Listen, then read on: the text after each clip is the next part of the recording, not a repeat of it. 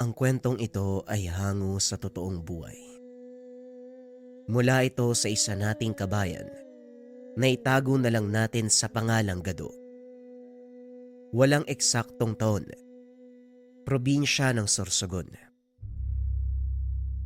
Sigurado ka ba sa gagawin natin, Bimbo? Parang mali yung dinadaanan natin eh.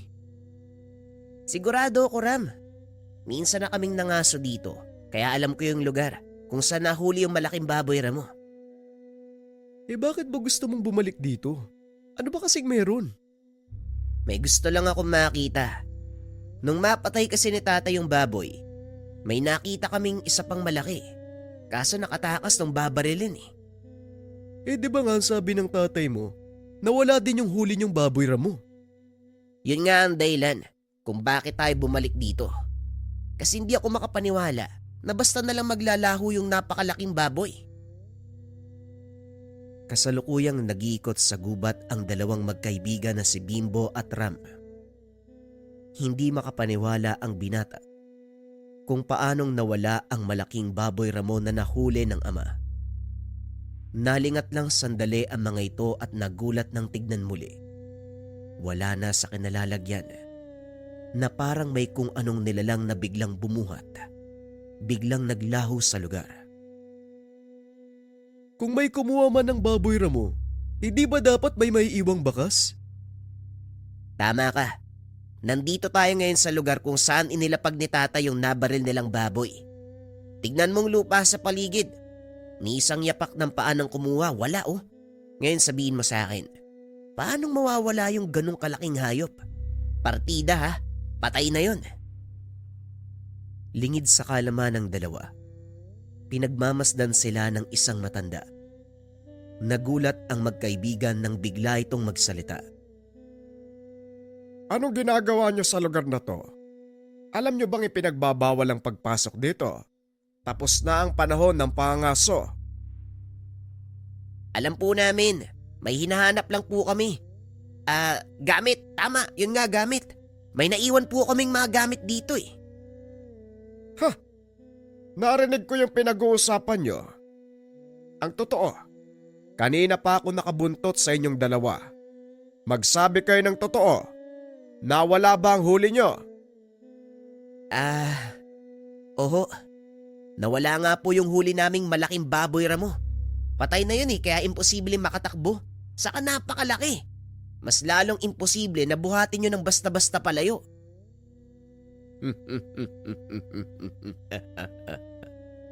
Hindi lang naman kayo ang nawalan ng huli. Sa tuwing matatapos ang panahon ng pangaso, isang grupo ang minamalas na mawalan ng huli. Nagkataong kayo yun eh. Ang payo ko lang, wag na kayo mag-aksaya ng oras na hanapin pa yon, wala na yun dito. Bakit naman po, Manong? May nangunguha talaga dito ng mga nahuhuling baboy? Oo. Sinasabing siya ang nilalang na bantay ng gubat at sa tuwing matatapos ang panahon ng pangangaso, nag-iikot ang nilalang na yon sa kagubatan upang kunin sa mga maangaso ang kanyang parte. Anong uri po ng nilalang yun? Isang uri ng aswang na kung tawagin ay mga gabunan. Mas malakas kaysa sa pangkaraniwang aswang. Nagagawa nilang bumuhat at magbitbit ng 5 beses sa bigat ng sariling katawan. Natawa ang magkaibigan sa kwento ng matanda. Hindi naniniwala ang mga ito sa aswang o ano pang nilalang na naririnig nila sa kwento. Pasensya na po, Manong Pero aswang, hindi po kasi ako naniniwala sa mga ganun. At isa pa kung meron man, bakit hindi kami yung sinalakay? Ang mga gabunan ay hindi pumapatay at kumakain ng tao. Kadalasan hayop ang kinakain nila. Nakikisalamuha din sila sa atin nang hindi nalalaman ang kanilang totoong pagkakakilanlan. Ganun po ba? Ni minsan, hindi pa ako nakakaengkwentro ng ganun kaya hindi ako naniniwala. Wala namang pumipilit kung maniwala ka o hindi. Ang mahalaga, Binalaan ko na kayo na mapanganib ang bahagi ng gubat na ito sa ganitong panahon. Huwag po kayo mag-alala, Manong. Lalabas na din po kami ng gubat. Nga pala, anong pangalan nyo? Tawagin mo kong Tatang Gado. Sige na, umalis na kayo bago pa magdilim. Matapos ang pag-uusap, kagad nang umalis ang matanda. Dali-dali namang lumabas ng gubat ang magkaibigan at habang nasa daan pababa, napag-usapan ng mga ito ang sinabi ng matanda. Narinig mo ba yung sinabi ng matanda kanina? Naniniwala ka ba sa mga ganon? May mga naririnig akong kwento, pero hindi rin ako sigurado kung totoo. Kahit taga dito ako sa baryo, wala ako masyadong alam tungkol sa mga ganyan. Ako naman sa tagal kong sumasama sa lakad nila tatay, ni minsan hindi pa ako nagkaroon ng inkwentro sa mga ganyang nilalang. Ngayon ko nga lang narinig yung tungkol sa kanila eh. Ang mabuti pa, si tatay ang tanungin natin tungkol sa bagay na yan. Total, sa bahay ka naman susunduin ng tatay mo, di ba? O sige Ram, baka sakaling may alam si Mang Predo. Pagdating sa tahanan, kinausap ng dalawa ang ama ni Ram. Maging ito ay nagulat nang sabihin ni Bimbo ang tungkol sa matanda. Kung ganon nakita nyo sa gubat si Tatang Gado, alam nyo bang kinakatakutan siya sa baryong to? Eh bakit naman po? Mukha namang mabait yung taong yun ah. Oo, kung titignan, mukhang hindi kayang manakit ng taong yun. Pero ang totoo, isa siyang babagsik na manunugis ng aswang. Kung ganun, totoo pala yung sinasabi niya sa amin. Binalaan ko na ang iyong ama, bago pa kayo tumuloy. Isang araw bago matapos ang panahon ng pangaso, kailangan nang lumabas ng gubat. Buti nga yung baboy ramo yung kinuha hindi isa sa inyo Ang sabi ni Tatang Gado, hindi naman daw kumakain ng tao ang mga gabunan. Paano ka nakakasiguro na gabunan ang kumuha sa huli nyo? Hindi lang silang naniniraang aswang sa gubat. Marami pang iba. Tuwing sasapit ang panahon ng pangaso, bumababa ang mga ito sa kapatagan upang makihalubilo sa mga tao. Pagkatapos naman ng panahon, babalik sila sa kabundukan upang kumain. Nagkatinginan si Ram at Bimbo. Sabay pasalamat na nakababa na sila bago pa man may mangyaring hindi maganda. Mabuti na lang nakalabas tayo bago pa may mangyari. Wala naman kayong dapat ikatakot. Lalo na nandun si Tatang Gado. Hindi niya kayo hahayaang mapahamak. Ganun pa man, nagpapasalamat kami, walang nangyaring masama. Mukhang natagalan si na tatay ah. Oo nga no, magagabi na. Hindi pa rin sila bumabalik. Ano kayang nangyari sa mga yun? Baka naman nagkatuwaan sa inuman. Hayaan mo na muna sila. Isang taon na naman ang lilipas bago kayo makabalik dito Kaya sinusulit ng tatay mo ang kanyang kalayaan. Pagbalik mo sa syudad, trabaho na naman ang atupagin yan. Kung sa bagay, palaging subsub sa trabaho yung tatay ko. Ay nako, napagod ako sa paglalakad ah. Pwede bang makidlip muna? O sige lang, doon ka sa kwarto ko para hindi ka maistorbo. Pumasok ang binata sa silid ng kaibigan at doon nagpahinga. Ngunit inabot na ng umaga. Hindi pa rin nakakauwi ang ama ni Bimbo. Mukhang hindi na maganda ang nangyayari ah. Wala pa rin si tatay ah. Oo nga no. Bakit kaya hindi pa nakakabalik si Tiyo Badong? Susundan ko sila sa playa. Dito lang kayo, lalo ka na Bimbo. Baka mag-iba sila ng daanan at magkasalisi kayo. Sige po, maghahantay po kami dito. Nang umagang yon, lumakad si Mang Predo kasama ang ilang kababaryo para sundan ang ama ni Bimbo. Matyagang nag-antay ang binata ngunit inabot na ng tanghali. Hindi pa rin nakakabalik ang ama ng kaibigan. Wala pa rin si tatay Ano kaya nangyari sa kanila? Hindi na maganda ang kutob ko, Bimbo. Sundan na kaya natin? Yan din ang nasa isip ko. Pero baka tama ang tatay mo. Paano kung mag-iba sila ng daan? Kabisado ko naman ang daanan papunta sa kabilang ibayo. Hindi yun ganun kalayo. Kung sakali mang hindi sila magpang-abot sa gawing yun, wala namang ibang paraan kundi bumalik. Dulo ng ilog ang lugar na yun. Mataas na talon ang bubungad sa'yo. Ano sa tingin mo mas mabuting gawin? Susundan ba natin sina tatay? Ilang minuto pa siguro. Kung di man sila dumating hanggang 1:00 ng hapon, sumunod tayo sa kanila. Dito ka lang ha.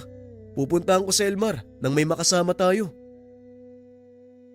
Pag-uusap ng dalawa.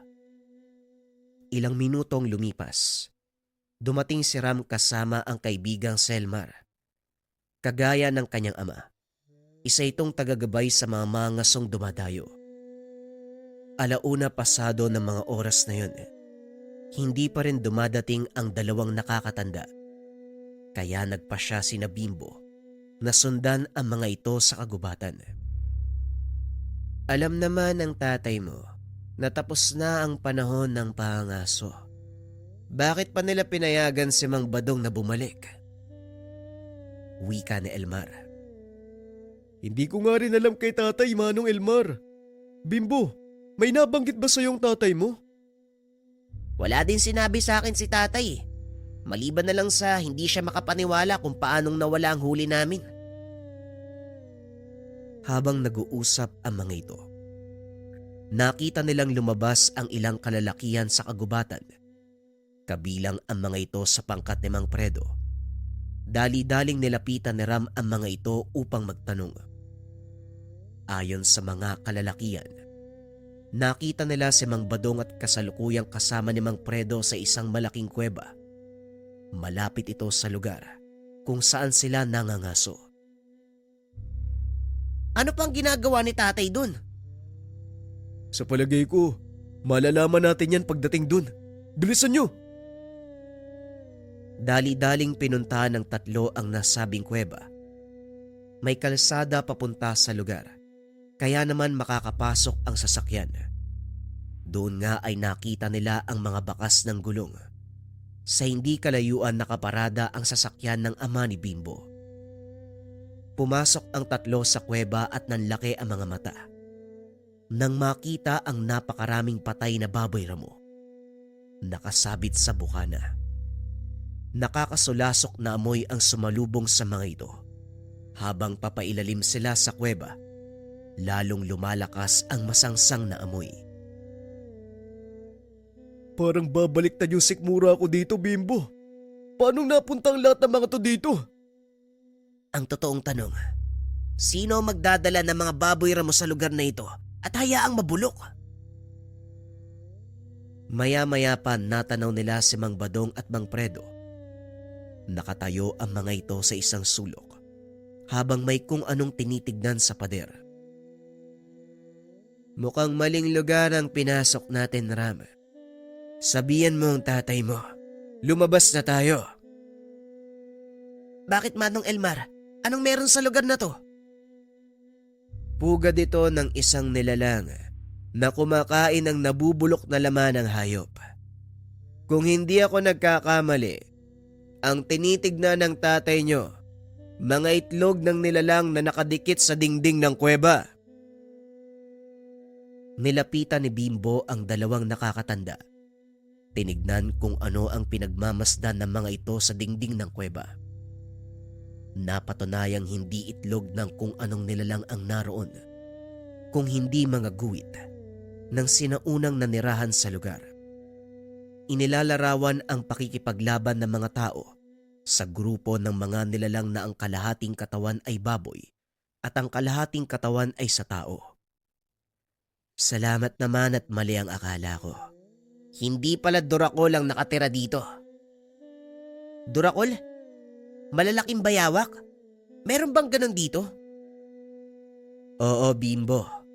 Pero wala na sila at kung may mga natira man, iilan na lang.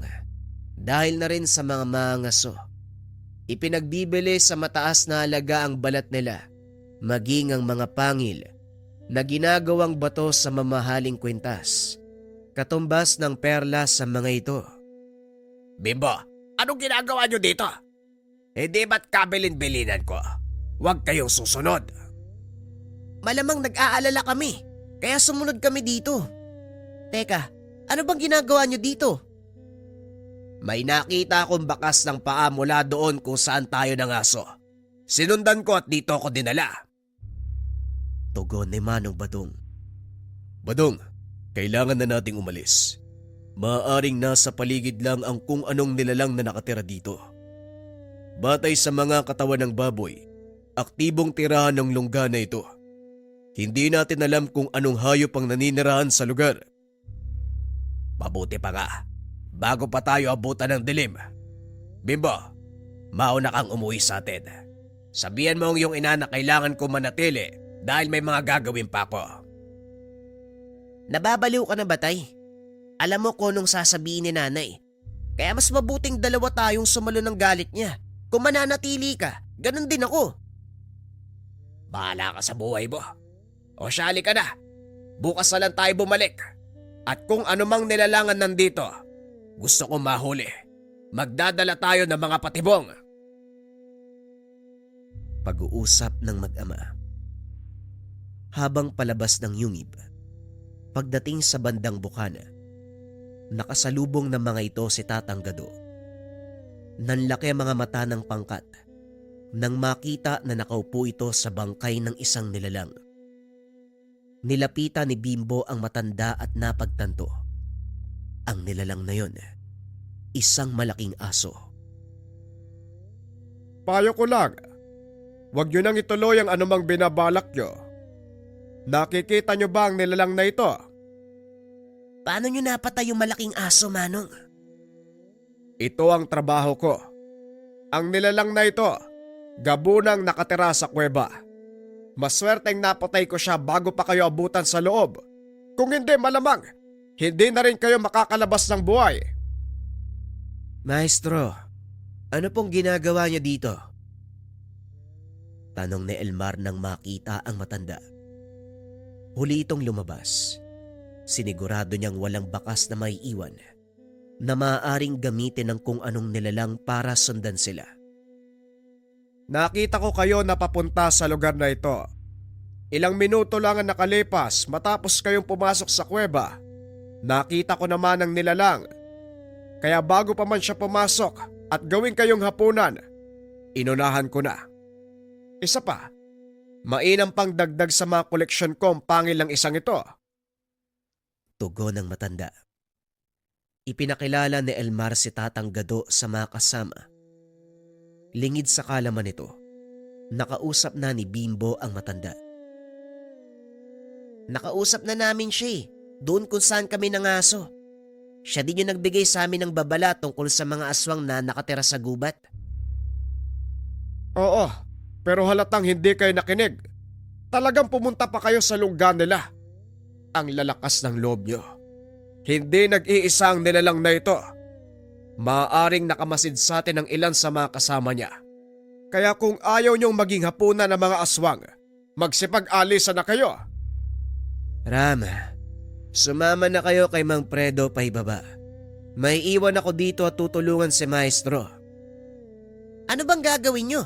Baka pwede kong tumulong. Hindi na, Bimbo. Masyadong mapanganib. Lalo pat hindi namin alam ang eksaktong bilang ng mga nilalang na nakatira dito. Yun na nga eh. Hindi nyo alam ang bilang ng kalaban. Kaya mas makakabuti kung sasamahan ko kayo. At ano naman sa palagay mo ang magagawa ng isang gaya mong taga-syudad? Kahit papano, marunong akong gumamit ng baril ha. Hindi uubra ang baril sa mga aswang dito, bata. Umuwi ka na. Huwag mong sayangin ang buhay mo. Hindi ito ang lugar para sa mga kagaya mo. Sundin na lang natin sila, Bimbo. Mas alam nila ang dapat gawin eh. Walang nagawa si Bimbo kung hindi sumama sa ama pabalik sa kapatagan. Ngunit hindi pa rin umuwi sa syudad ang mga ito dahil biglang sumama ang panahon. Mukhang titigil pa tayo ng ilang araw dito ah. Narinig ko sa radyo, meron daw paparating na bagyo eh. Dito ang tama sa lugar nyo, Predo. Tama ka. Usap-usapan din kanina sa kabisera. Ang ilan sa mga kababaryo namin ay lumikas na, lalo na yung mga nasa malapit sa ilog. Napangiti si Bimbo nang marinig ang pinag-uusapan ng dalawang nakakatanda dahil nais nitong manatili at tuklasin ang pagkatao ni Tatang Gado. Sa kasamaang palad, kailangan ng ama na umuwi dahil sa trabaho. May mahalagang proyekto na kung hindi matatapos, maaaring maging dahilan sa pagkatanggal sa serbisyo. Kailangan mong lumuwas ngayong gabi, bago pa man tumama ang bagyo. Ilang minuto lang naman nasa sementadong daan ka na papunta sa syudad. Walang magiging problema. O sige, mauna na kami. Babalik na lang siguro sa susunod na linggo para ituloy ang gagawin natin. Ikaw ang bahala pare. Basta nandito lang naman kami ng mga tropa. Biglang napaisip si Bimbo. Bakasyon naman, kaya piniling magpaiwan. Dito na lang muna ako kina Tio Fredo, tay. Total, wala naman akong gagawin dun eh. Baka mangunsumi lang si nanay sa akin. Bakasyon naman eh. O sige, mas mabuti yan. Wala akong iisipin sa biyahe. Babalik naman ako sa susunod na linggo. Tama, mas maganda yan. May dahilan ako para bumalik. Matapos mag-usap ng mag-ama, tumuloy na si Badong paluwas ng syudad. Mabuti na lang kinabukasan pa tumama ang bagyo, kaya alam nila na ligtas itong makakauwi. Kinabukasan malakas ang buhos ng ulan. Walang magawa ang dalawang binata, kundi manatili sa loob ng bahay.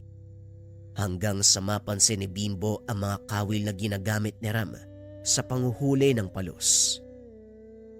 Parang gusto kong kumain ng palos ah. Ram, ano sa tingin mo?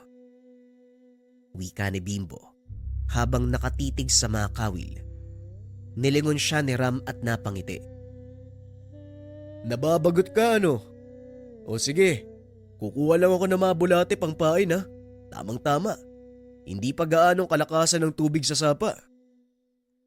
Nang makabalik si Ram, nagpaalam ang dalawang binata na maunguha sa ilog. Saktong hindi pa lumalakas ang tubig dahil wala pang ulan sa kabundukan.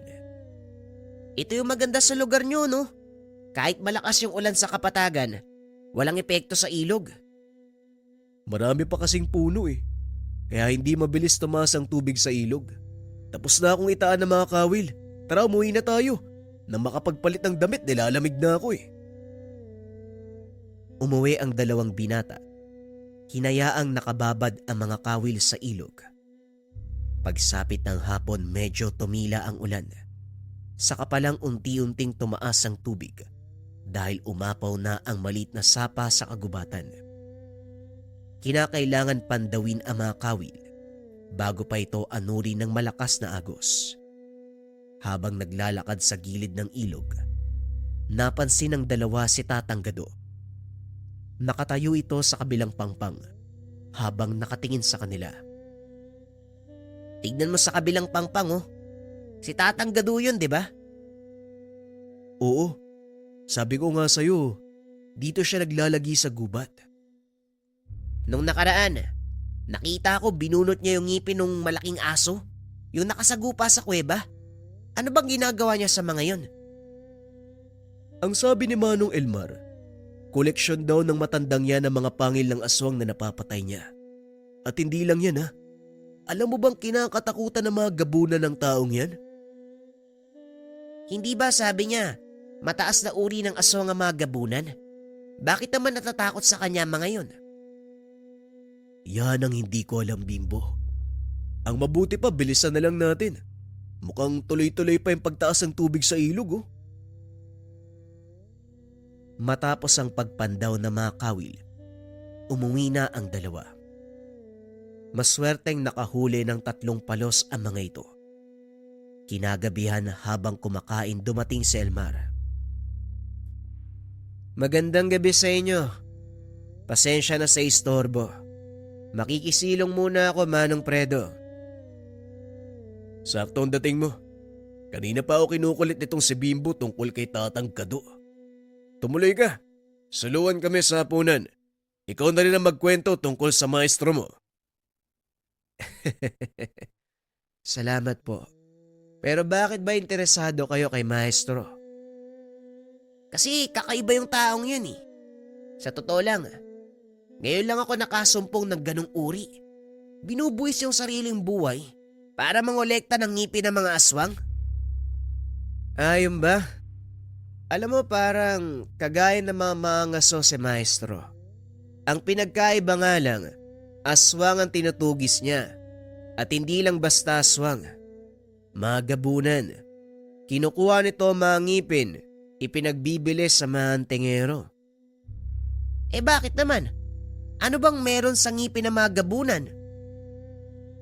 Ang mga gabunan, malalakas na uri ng aswang.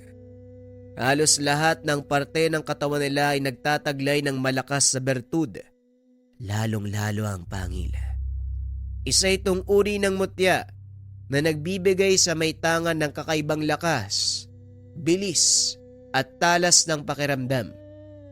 Maraming antingero nagangad ng ganitong uri ng mutya, kaya naman mataas ang presyo nito. Kung ganun, mayaman si Tatang Gado. Hindi rin. Malimit lang ang talagang nakakalam ng totoong kakayahan ng pangil na mga gabunan. Kaya halos walang lumalapit kay Maestro para bumili niyan. Yung mga nakakaalam, sinasabing sa kanya bumili. Pero depende pa yon kung pagbebenta niya. Kung pera-pera lang din pala yung pag-uusapan siguro. Wala namang dahilan si Tatang Gado na hindi pagbili yung mga koleksyon niya. Huwag mong husgahan ang guro ko, bata.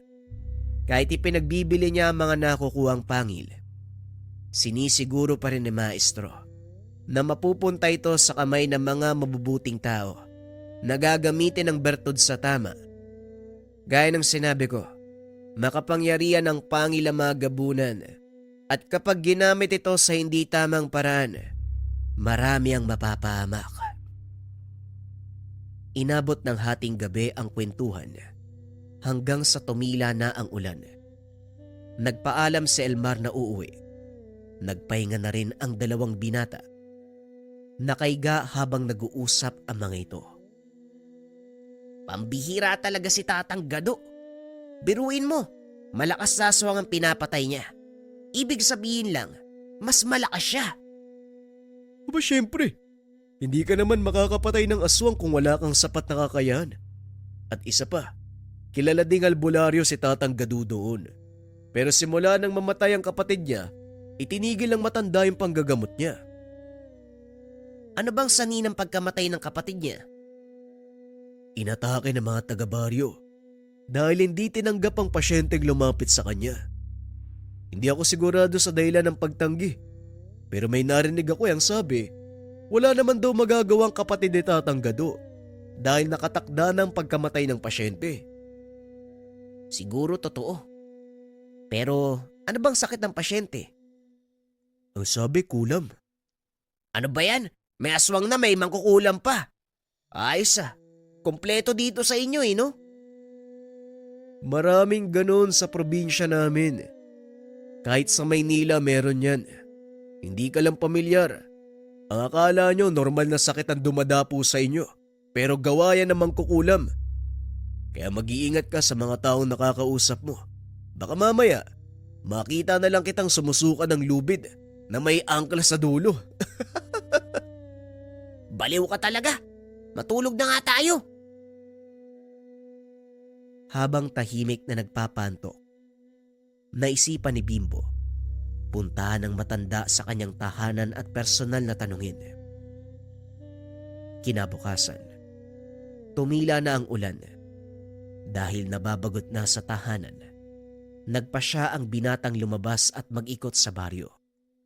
Hindi naman sumama si Ram dahil kailangan nitong ayusin ang kulungan ng mga manok na nasira ng malakas na hangin. Kasalukuyang naglalakad ang binata sa daan nang makita nito si Tatang Gado. May pasa na sako ng bigas.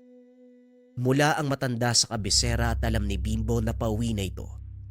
Kaya naman sinundan ng binata si Tatang Gado. Nanatiling malayo si Bimbo para hindi siya maramdaman ng matanda. Matagumpay na nasundan papunta sa maliit na kubo. Pumasok si Tatang Gado at nilapag ang sako ng bigas. Dahan-dahang naglakad ang binata. Ngunit laking gulat nito. May malamig na bagay na dumikit sa kanyang lalamunan. Anong ginagawa mo dito? Bakit mo ko sinusundan? Nakaramdam ng takot ang binata dahil alam niya, tutuluyan siya ni Tatang Gado. Pasensya na po kayo, Tatang. Gusto ko lang po sana makipag-usap sa inyo. Makipag-usap? Tungkol saan? Marami po akong tanong sa isip ko tungkol sa mga aswang at sa inyo.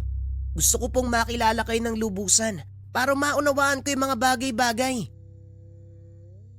Ibinaba ng matanda ang patalim. Tinulak si Bimbo papasok ng tahanan. Maupo ka sa sulok. Huwag gagalawin ng kahit ano. Magbibihis lang ako. Nanatiling nakaupo ang binata sa sulok habang pinagmamasdan ang loob ng kubo. Madilim sa lugar. Nakasara ang mga bintana. Ngunit nang buksan ni Tatang Gado ang mga ito ay pumasok ang liwanag. Tumambad kay Bimbo ang napakaraming bungo ng kung anong mga nilalang. Sa tagal ng pananatili ko sa baryong ito, ngayon pa lang ako nakasumpong ng taong umaapaw ang kuryosidad. Ano ang pakay mo at bakit gusto mong malaman ang lahat ng tungkol sa ginagawa ko? Wala naman po, Tatang. Naintriga lang talaga ako sa hanap buhay mo. Biruin mo. Buwis buhay ang ginagawa mong pagtugi sa mga aswang.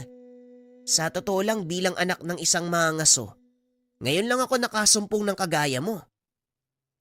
Sa tingin mo, espesyal ang mga katulad ko. Parang gano'n na nga, Tatang, pero wag niyo sanang mamasamain Humahanga talaga ako sa lakas ng loob niyo. Paano po niyo nalaman na ang pangil ng mga gabunan may taglay na, anong tawag dun? Bertud? Kahit kailan talaga itong Selmar, hindi marunong manahimik. Ano pang nasabi sa'yo ng taong yon? Wala naman po. Maliban sa dati kay manggagamot. Propesyon na minsan kong tinalikuran dahil sa takot. Magtanong ka ng ibang bagay maliban dyan. Ayoko nang balikan ang nakaraan.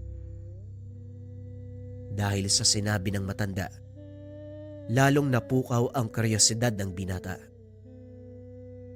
Yun nga po ang gusto ko malaman, Manong Bakit kayo minto sa panggagamot? Totoo ba yung sinabi ni Elmar dahil sa pagkamatay ng... Hindi na ituloy ng binata ang sasabihin. Bigla itong tinutukan ni Tatang Gado ng itak sa leeg. Isa pang maling salita. Hindi ka na makakalabas ng buhay sa kubong ito. Kalma lang po, Tatang. Pasensya na po. Hindi na po ako magtatanong tungkol dyan. Huminga ng malalim ang matanda at binaba ang itak. Pasensya ka na rin. Hindi ko maiwasang magalit sa tuwing maaalala ang pangyayaring yon. Mahusay na manggagamot ang kapatid ko. Binuwis ang buhay para makatulong sa iba. Walang hinihinging kapalit. Pero sa isang pagkakamali na hindi naman siya may gawa, hinusga nila si Delpin at pinatay. Nakita ni Bimbo ang matinding galit sa mga mata ng matanda. Kaya tumayo ang binata at hinawakan nito sa balikat. Mabigat ang dinadala niyo, Tatang. Paliwanag niyo po sa akin ang pangyayari, makikinig po ako. Nang sa ganun, mabawasan ang dinadala niyong sama ng loob. Napatingin si Tatang Gado sa binata at naupo. Walang nakakaunawa sa akin. Inakala ng mga taong tinalikuran ko sila simula nang mamatay si Delpin. Hindi ko na ipinagpatuloy ang paggagamot sa takot na baka magkamali din ako at masayang ang maraming taon kong pagtulong sa kanila. Dahil din sa pagkawala ng kapatid ko, lumakas ang loob ng mga aswang at mangkukulab. Sinakop nila ang kagubatang ito at pinamugaran. Maging ang malalakas na mga aswang nanatili na rin sa lugar dahil alam nilang ligtas sila. Kung sanktuaryo lang ang hinahanap na mga gabunan, bakit mo sila tinutugis at pinapatay? Kailangan ko ang kanilang mga bertud para maging mas malakas. Nung una, pansariling dahilan ang pagpatay ko sa kanila. Ngunit kalaunan, nakita ko ang kahalagaan nito sa ibang kagaya ko. Simula noon tinugis ko sila. Kinuha ang kanilang mga pangil. Sa ganitong paraan, mababawasan ko ang bilang ng mga aswang at matutulungan ng mga mabuting antengerong maging malakas. Pagpapaliwanag ni Tatang Gado. Alam ni Bimbo na may mas malalim pang dahilan kung bakit ito ginagawa ng matanda. Ngunit mas ginusto na lang nitong manahimik. Ipinagpatuloy ng matanda ang kwento hanggang sa mapansin ng matandang may umaaligid sa kubo. Huwag kang aalis dito. May tao sa labas. Wika ng matanda. Matapos ay lumabas ito ng pintuan dala ang kanyang itak. Sumilip sa siwang ng dingding si Bimbo, ngunit wala itong nakikitang tao hanggang sa biglang sumigaw si Tatang Gado. Alam kong nandyan ka lang. Bakit hindi ka magpakita? Nanlaki ang mga mata ni Bimbo nang biglang lumitaw ang isang figura ng lalaki mula sa masukal na bahagi ng gubat. Talagang napakatalas ng pang-amoy mo, tanda. Tapos na ang panahon ng pangaso. Siguro naman, oras na para umalis ka sa lugar na ito. Matagal ka na naming binalaan ngunit nandito ka pa rin. Ilang beses ka nang ipinagtabuyan ng mga taga-baryo pero pilit ka pa rin nananatili. Yon ay sa kadahilan ng mahal ko ang baryong ito at ayoko mapahamak ang mga tao. Kalokohan, ang sabihin mo, walang ibang tatanggap sa'yo dahil mamamatay tao ka.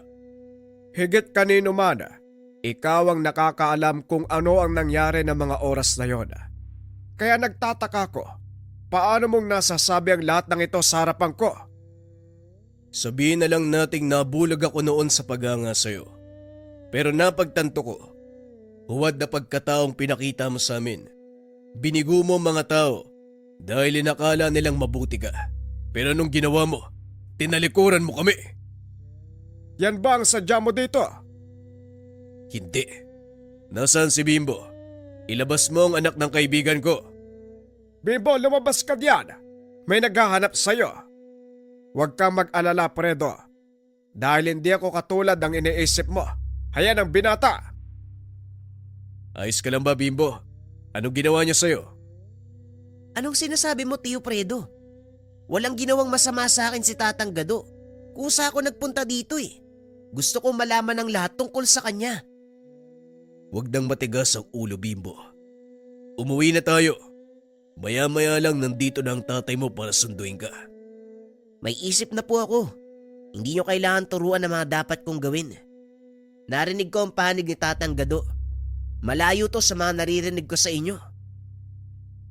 Kung ano man ang sinabi ng matandang yan, yun ay purong kasinungalingan. Nasa'yo kung maniniwala ka sa kanya. Pero sinasabi ko, kapamakan lang ang makukuha mo kung palagi kang didikit sa kanya. Bilang kaibigan ng iyong ama, hindi ko hahayaang mapahamak ka, Bimbo. Kaya sa ayaw at sa gusto mo, sasama ka sa akin. Paano kung ayoko? Wala kang magagawa dahil sa oras na… Hindi na ituloy ni Fredo ang sasabihin. Bigla silang nakarinig ng malakas na lulong mula sa loob ng gubat. Mukhang naamoy ng mga aswang na nandito ka, Fredo. Kung ako sa'yo, aalis na ako. Bago pa man sila dumating at gawin kang merienda. Binunot ni Mang Fredo ang baril. Inikot ang tingin sa paligid. Sige, lumabas ka. Subukan mong lumapit. Tignan natin kung ubra ang bilis mo sa bala ko. Maya-maya pa kumaluskos ang mga sanga. Alam ni Tatang Gado, malapit na ang nilalang. Kaya naman itinulak nito papasok si Bimbo. Manatili ka sa loob ng kubo at huwag kang lalabas. Anong klaseng nilalang po ba yan? Batay sa lakas ng presensya, Isang gabunan ang nakaramdam kay Fredo. Akala ko po ba, hindi kumakain ng tao ang mga gabunan? Hindi nga, pero pumapatay sila. Lalo na kung nasa loob ng teritoryo ng isang gabunan ng tao. Maya-maya ay nagpakita ang malaking aso. Pinagbabaril ni Mang Fredo. Ngunit hindi man lang tumalab ni isang bala sa katawan ng nilalang. Dinamba siya ng malaking aso at tuluyang nilapa. Pipigilan pa sana ni Bimbo ang nilalang. Kaso nga lang wala nang nagawa. Tinangay ng aswang ang katawan ng Ginoo. Wala ka nang magagawa pa, Bimbo. Hindi mo na maaabot ang buhay si Fredo. Sa mga sandaling ito, gutay-gutay na ang kanyang kalamnan. Bali na ang mga buto at malamang wala ng buhay. Pero tatay po siya ng kaibigan ko. Alam ko, kasalanan niya nangyari. Binalaan ko na siya pero hindi nakinig. Eh bakit ako? Hindi ginalaw ng aswang kanina. Nandito lang naman ako ah. Saan kayo? Bakit alam nyo na teritoryo ng aswang ang lugar na to? Ang kinakatayuan ng kubong ito ay isang protektadong lugar. Gumawa ako ng malakas na harang para hindi makapasok ang mga aswang. Kanlungan na mga gabunan ng labas ng kubo at sa kasamaang palad, naabutan ng isa sa kanila si Fredo at para sa mga aswang, isang malaking kasalanan ng pagpasok sa kanilang teritoryo. Pero kahit na po tatang, kailangan pa din nating kunin yung katawan ni Tio Fredo. Paano ko ipapaliwanag kay Ram yung nangyari at sa asawa niya? Hindi na kailangan, Bimbo. Nakita ko yung pangyayari. Kasalanan mo ang lahat. Kung hindi ka umalis ng bahay, hindi sana sumunod si tatay para hanapin ka. Ikaw ang dahilan ng kamatayan ng tatay ko. Mamamatay tao ka! Ibinunton ni Ram ang sisi sa pagkamatay ng kanyang ama kay Bimbo. Walang magawa ang binata dahil alam niya na totoo ang sinasabi nito. Siya ang dahilan kung bakit naroon si Mang Fredo. Patawarin mo ko, Ram. Hindi ko akalaing aabot sa ganito eh. Sana sumama na lang ako sa kanya pa uwi eh. Huwag mong sisihin ang sarili mo sa pagkamatay ng isang tao na mahina ang pag-unawa. At ikaw naman, Ram, kung sa tingin mo talagang may kasalanan si Bimbo, nasa iyo yon. Alam kong nandito ka habang nag-uusap kami. Narinig mo naman siguro ang mga sinabi niya. Wala akong pakialam sa mga sinasabi mo. Tandaan mo ang araw na to, Bimbo. Simula ngayon, pinuputol ko na yung pagkakaibigan natin. Hindi na nakapagsalita ang binata. Dali-daling tumakbo si Ram palabas ng gubat. Susundan pa sana ni Bimbo ang kaibigan. Inawat siya ni Tatang Gado. Hindi ka papakinggan ni Ram sa kasalukuyan niyang estado. Mas mabuting hayaan mo muna siya mag-isip. Pag-isipan ang mga pangyayari. Sa ngayon dumito ka muna. Ako nang bahalang humanap sa bangkay ni Fredo. Wika ng matanda. Sabay lakad papasok sa masukal na gubat kung saan pumasok ang nilalang. Habang nasa kubo, nakita ni Bimbo. Hindi nadala ng matanda ang suot na kwintas, maging ang pangil ng gabunan. Isinot ito ni Bimbo. Dinala ang itak. Sabay takbo para sundan si Tatang Gado. Nagawa nitong matunton ang bakas ng matanda. Ngunit hindi niya ito mahanap. Idagdag mo pa ang masukal na kagubatan na halos hindi mapasok dahil sa makapal na matitinik na halaman. Ilang sandali lang, napansin ni Bimbo ang matanda. Nakatayo lang ito sa gitna ng maliit na parte ng gubat. Walang puno. Akmang lalapitan na sana ng binata, ngunit biglang nagpakita mula sa kung saan ang malaking lalaki. Nakita ni Bimbo ang takot sa mukha ni Tatang Gado. Pilit itong kinakapa ang itak, ngunit napagtanto na hindi niya dala. Kapag minamalas ka nga naman, sa lahat ng pwede kong makalimutan, talagang itak ko pa. Bueno, Gawin mo na ang gusto mong gawin. Wika ng matanda habang nakatitig sa mata ng malaking nilalang. Matagal kong inantay ang pagkakataon. 20 taon, Gado. 20 taon. At ngayong nasa harapan na kita, hindi ko hahayaang mamatay ka nang hindi nahihirapan. Lumaban ka. Ipakita mo sa akin ang lakas ng taong pumatay sa mga kasama ko. Napailing si Tatang Gado. Kinamot ang kanyang batok. Pasensya ka na, Agar. Pero sa nakikita mo ngayon, wala akong... Hindi na ituloy ng matanda ang sasabihin. Bigla siyang hinawi ng nilalang. Kalokohan. Ilabas mo ang lakas mo kung ayaw mong madurog. Kung kaya ko lang hindi mo na kailangan sabihin sa akin ang bagay na yan. Pero tignan mo, wala akong laban. Kaya nga'y nahayaan na kitang patayin ako kung gusto mo. Kung yan ang kahilingan mo, ibibigay ko sa'yo. Itinaas ng lalaki ang kamay upang hambalusin si Gado. Sa pagkakataong iyon, nagpa siya si Bimbo na makisali. Binunot ang itak ng matanda. Tumakbo papunta sa kinakatayuan ng dalawa, sabay taga sa kamay ng nilalang. Umangil ng napakalakas. Dali-daling tumakbo papasok ng gubat. Matapos ay kagad niyang inalalayan ng matanda. Ayos lang po ba kayo, Tatang? Alam niyo namang aswang ang tutugisin niyo. Bakit iniwan mo yung itak, pati tong bertud mo?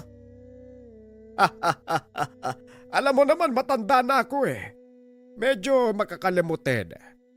Hindi ko alam na may katigasan din pala ang ulo mo. Mabuti na lang matigas ang ulo ko. Kung hindi, baka patay ka na ngayon. Maraming salamat Halika na. Bumalik muna tayo sa kubo dahil sigurado magtatawag ng tulong si Agar. Agar? Siya po ba'y nakalaban niyo? Oo, si Agar. Ang pinakamalakas na gabunan sa lugar na ito. Pero nagulat siya nang bigla kang dumating Alam mo bang walang ibang nakakagamit ng itak na yan maliban sa akin? Kahit si Elmar, hindi yan kayang bunutin sa sisidlan.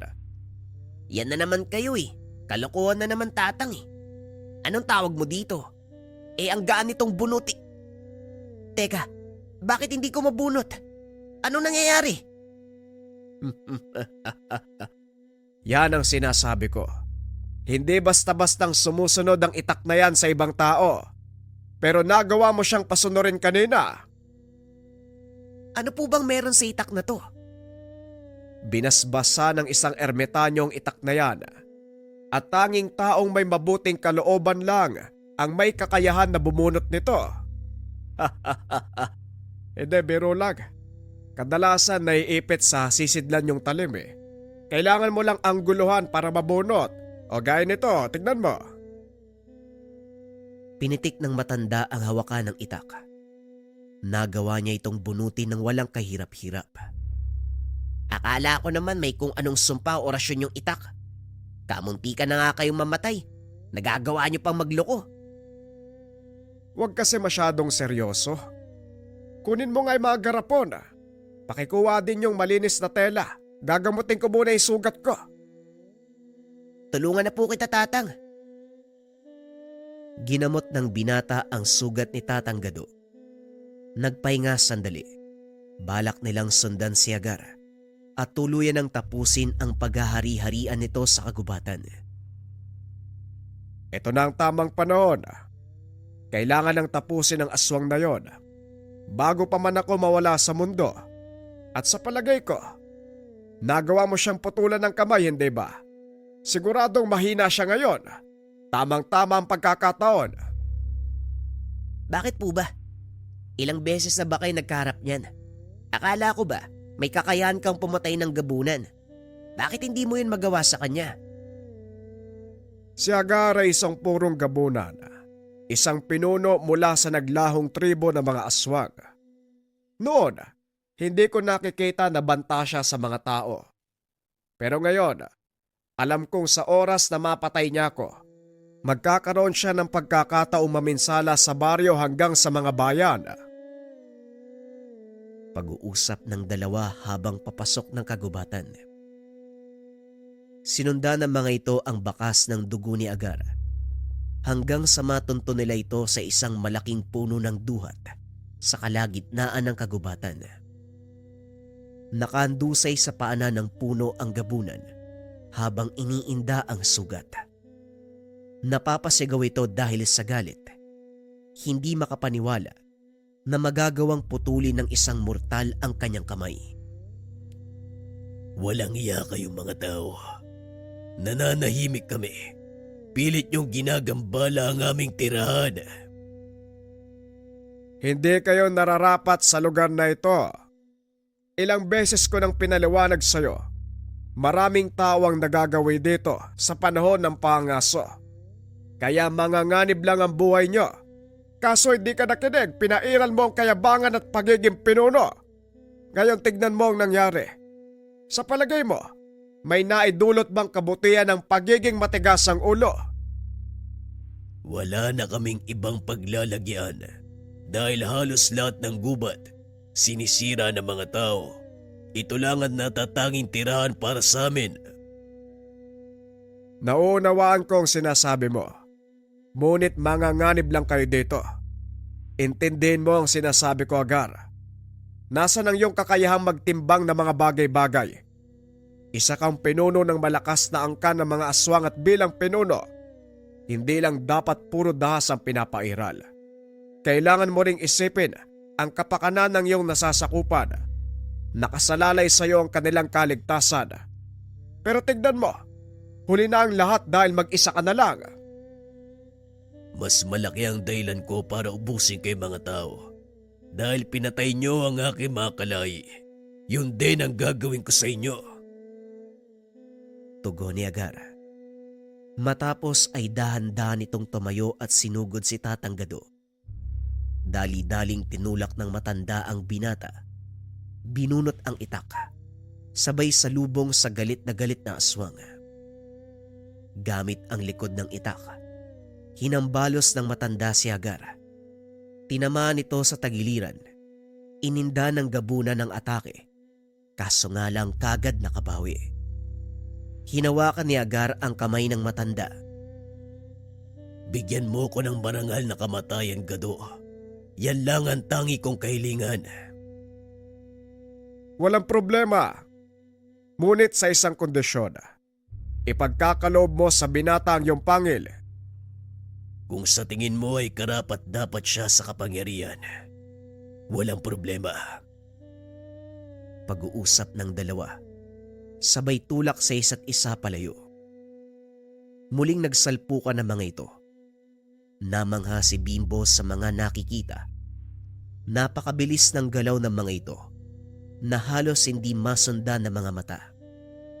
Tanging tunog ng pagtama ng mga suntok ang naririnig ni Bimbo hanggang sa isa sa kanila ang tuluyang bumagsak. Nakita ni Bimbo, nakahandusay sa lupa si Tatang Gado. Ngunit hinayaan ito ng gabunan na bumangon, bagay na ipinagtataka ng binata. Alam niyang magkatunggali ang dalawa at nais nilang patayin ang isa't isa. Ngunit sa nakikita ng binata, parang magkaibigan na nag-e-ensayo. Nagpatuloy ang laban ng ilang minuto hanggang sa nagpasya si Tatang Gado na wakasan ang laban. Sa iyong paintulot, hayaan mong ibigay ko sa iyo ang isang marangal na kamatayan. Kung handa ka na, handa na rin ako, kaibigan. Matapos itong sabihin ni Agar, walang pagdadalawang isip. Sinaksak ni Tatang Gado ang itak sa dibdib ng gabunan.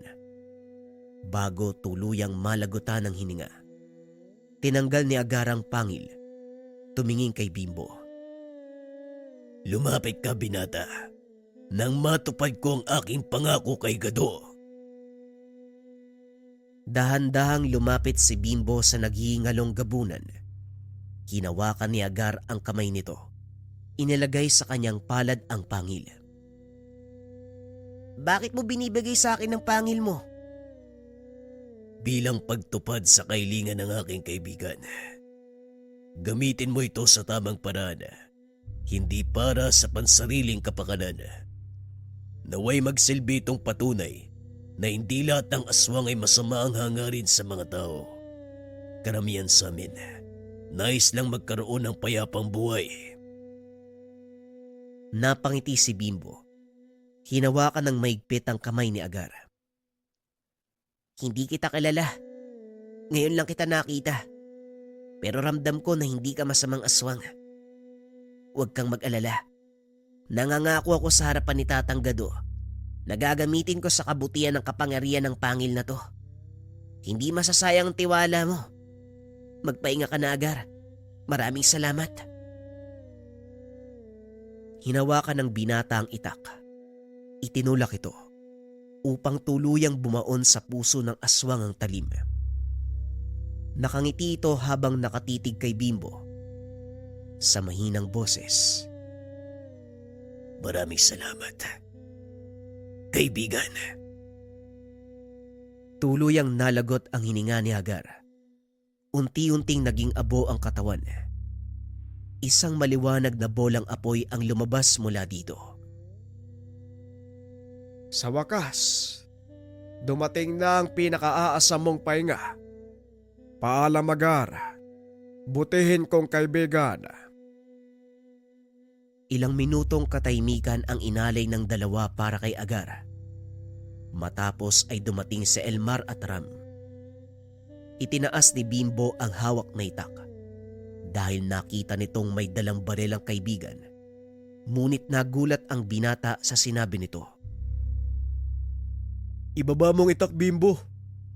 Wala akong intensyon na labanan ka. Kasalanan ng tatay ko nangyari kung bakit siya namatay. Patawad kung sinisi kita. Hindi ko dapat sinabi ang mga bagay na yun sa'yo. Hindi rin kita masisisi pero tapos na ang lahat. Wala na tayong magagawa. Ang mahalaga, wala nang mangyayaring gulo sa hinaharap. Pag-uusap ng magkaibigan. Napansin ni Elmar ang hawak ni Bimbo. Sandali lang. Parang pangil ng gabunan ng hawak mo. Huwag mo sabihin, ikaw ang nakapatay sa pinuno nila. Siyang tunay, Elmar. Dinaig ka pa ng isang binata na walang kasanayan. Binabati kita, Bimbo. Alam mo ba, matagal na panahon kong inasam na makuha ang bertud na yan. Kabaliktaran naman ang gusto kong mangyari. Ni minsan hindi ko pinangarap ang magkaroon ng ganito. Pero dahil pinagkatiwala sa akin ni Agar, tatapusin ko ang pangako ko sa kanya. Siguro naman, nauunawaan mo ang lahat ng tungkol kay Tatang Gado. Ang mga pangil na nakukuha niya mula sa mga gabunan, kusang pinagkakalob sa kanya. Oo, Manong, napagtanto ko yun. Nung binigay sa akin ni Agar yung pangil niya. Pero bakit siya tinawag na kaibigan ni Tatang Gado? Matalik kaming magkaibigan ni Agar. Nawalan sila ng tirahan nang pasukin ng mga ilegal na magtotroso ang kabilang bahagi ng kabundukan. Napadpad sila sa lugar na ito kung saan mas makapalang gubat. Sa kasamaang palad, pugad din ng mga mangasong lugar na ito kaya unti-unti silang naubos. Kung tutuusin, hindi pala talaga mga aswang ang kontrabida dito, kundi tayo mga tao. Maraming buhay ang nasayang dahil lang sa pagiging makasarili natin. Paghahangad ng tinatawag nating marangyang pamumuhay. Tama ka. Hinahabol natin ang buhay na madali at walang kahirap-hirap. At habang ginagawa natin yon, unti-unti nating nasisira ang regalong ipinagkalob sa atin ng kalikasan. Siguro panahon na para ibenta ang mga gamit ko sa pangaso. Mangawil na lang ako ng palos sa ilog. Ano sa tingin mo, Ram? Mas maganda ang ganun, Bimbo. Ilang taon matapos ang pangyayari, nagbago ang buhay ni Bimbo. Muli itong bumalik sa lugar. At sa pagkakataong iyon, isa siyang matagumpay na abogado Nagsimula ng advokasya ang binata, pangalagaan ang kabundukan. Huminto na rin si Mang Badong sa pangaso, ibinaling ang atensyon sa pamimingwit. Hindi lubusang maisip ni Bimbo na magiging daan ng kanyang karanasan para magtagumpay sa buhay at maging ehemplo sa lahat.